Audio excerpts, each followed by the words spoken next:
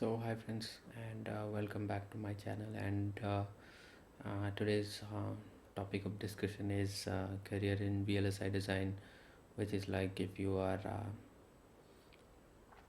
student of electronics and anything, like it is actually like in US universities you will find this in MSEE, Electrical Engineering Masters, because there the electrical engineering it encompasses everything. Electronics is a subset of that. Okay, and that's quite sensible. People here in India, they try to distinguish things which is meaningless actually, like, and EC people think they only do electronics, and E and I and C, all these things. Okay, but like everything is actually a subset of electrical engineering, so that's the greater discipline that is there. So if you do masters in electrical engineering, you will have the choice to select like what specialization you want to do, and like you can choose between embedded systems, you can choose VLSI design as a part of that. And if we are talking about MTech degrees, um, at home, if you are talking about MTech degrees, then you can have, there are different degrees. MTech VLSI is there, MTech embedded systems is there. Those are again different. Now coming to like many people, they don't find like I know these two things very well, and many people find the difficulty like placement problem of placement after college. And actually, because in electrical engineering side, at the greater electrical engineering side, what happens is like in at least in India, most of the jobs are like private sector jobs are good kind of, if you want, they need specialization. I mean, it has the bar has been raised. It is no more the graduation, it is the post graduation that matters. Computer science is okay, it's and civil engineering, mechanical engineering, it's okay. But for electronics and all these things, because the sophistication, the advancement has been so much in these fields that they require specialized knowledge, because the fields have developed so much. Semiconductor industry has been developing like anything, like very rapidly. So all these things, automation, and so that's why in these fields, if you are interested in these fields, then it's recommended that you go for your master's degree also, and then you will be eligible for placement. And so today we're discussing about this thing, VLSI design, and maybe someday later we can talk about embedded systems and other fields also, automation. So in VLSI design, what it is basically is, it concerns the chip manufacturing. So the entirety of semiconductor industry. Actually, the semiconductor industry, you can think of it as like one is the fabrication part, another is the utilization part. So actually, the utilization part is like when you have how to use the chip, how to use that. That actually comes under the embedded systems part, and how to develop the chip, how to create it, the process. And so when we are talking about chip, it is no more like a single chip is there. We have SoCs, system on chip. The processor, even your phone's processor, is having a lot of chips within that single chip. So it is chip within chip. So that system SoC is there.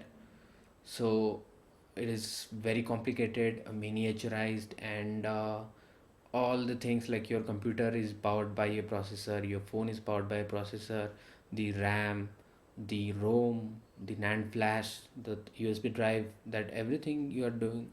In fact, even, yeah, so all these things, what happens is like so there is a very big industry behind it. So this is the semiconductor industry, and you are from electrical background, you are from electronics background, then you are eligible for these course. And then this is the VLSI design. Okay, so once the chip is done, then it is someone else's responsibility of how they will be doing it. That is the part of the embedded system, how they are going to run RTOS, real time operating system, and they are going to like program it with the system programming, and all kind of things, the device drivers, that comes under the ESD part. And this is not exactly programming part, but since all the advanced like fields we have, programming is required in most of the places. And in VLSI also you will find like people they dread programming. Okay, so not that much programming is required in VLSI, but still then coming to like what kind of roles are there in VLSI design in India. In India, it's mostly actually not so much superior level of work is there in VLSI design.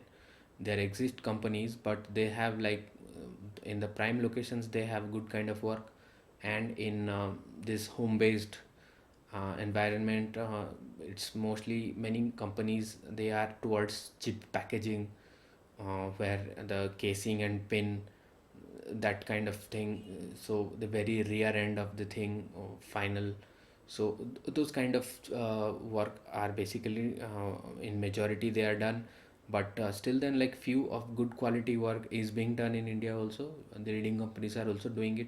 For example, analog design, mixed signal design, digital design. These kind of roles exist, they do exist, but then they are not in majority. But again, you need to be in a good college.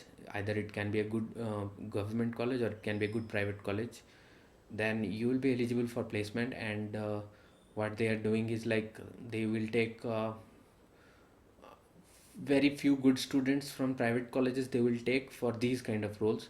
But most others are like majority of roles that they are doing with private college students, MTech students, is like scripting kind of work, automation, like I mean the scripting in the computer, the Linux thing. And those kind of like what in IT thing we call it DevOps. Okay, so DevOps is not exactly development, software development. Some people do software development and some people are very much dedicated towards DevOps.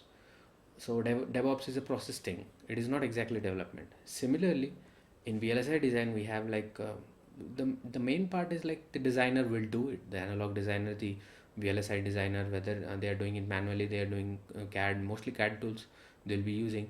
The designer part is fine. They will do the calculation. They will do the digital design and everything on the computer. They will do it with the CAD, or they will calculate everything, whatever length and breadth and what specification chip is, they will do it. And once it is done, the same product needs to be tested also. So the hardware, you can see the connection between software and hardware here. So that testing part comes. So they have to automate the testing because the testing is so laborious. You can't do manual testing. Just like in software engineering, you are very much used to software manual testing. Here you can't do that kind of testing. I mean, it's very limited.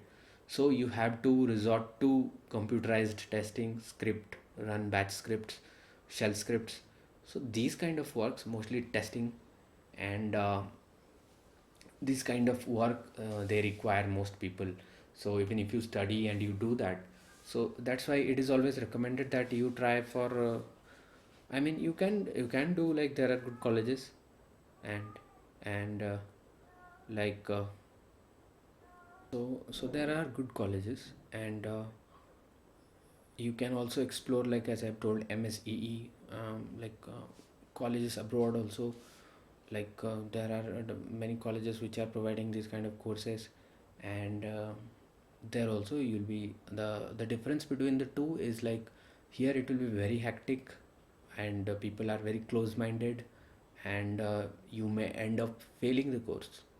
But in the MS courses abroad, the course load will not be too much. It will be reasonable, and it will expose you to far better roles there. And here mostly they emphasize on the testing part and the Linux thing. You need to be able to do it. So it is like that only. So mostly the DevOps kind of thing that these MTech people mostly do. But still then, like VLSI design, it has got good number of companies, Intel and ST Micro and Broadcom and Infineon. All these companies are semiconductor companies, semiconductor process they are doing. And there is a good market for it, and it's a niche field. So you don't have to worry about a lot of competition, and these are some of it. But most of them will not take you as like bachelor. They will hire you for after your master's degree. And so, and the remuneration is also good compared to like starting, because anyways you are starting like in when you are doing masters, you're already using 2 years of time experience. So similar kind of thing, but it is on the on an average it is higher than the IT salaries, IT software salaries. So it is there. But then again, comparing it with IT software, the skills are actually like there is relatively constant demand in these areas. Okay. And with the progress of technology, like if you are in testing only and that kind of thing, then you are, of course you are at risk if your profile is not that good. But still then, the demand is relatively constant, or it may be slightly decrease. But the same thing cannot be said about IT software. There is very heavy demand of skills, but due to oversupply the salary is little bit dismaying. And so it is like that. And many people do get the jobs with this. And but you have to have some command over programming, because otherwise, yeah, you have to mostly 2 3 languages you have to do it in VLSI design. You have to do scripting, Perl scripting, you have to do Verilog, you have to do VHDL, and all these kind of things. But mostly it is in India, like it is chalta hai, and you can do the copy paste and you can still get and do that. So I'm not discouraging you. Many people are like that, so you need to try and you need to see it. And so there is I can say like good scope compared to other fields, mechanical, civil, and other computer science. We have this is one of the good benefits of electrical engineering, electronics engineering field. So, and I think I have covered the major parts of all the major parts of this career in VLSI design. And if there is more demand, I can make further videos on this same topic. So like um, and that's it about VLSI design. So thank you for watching this video.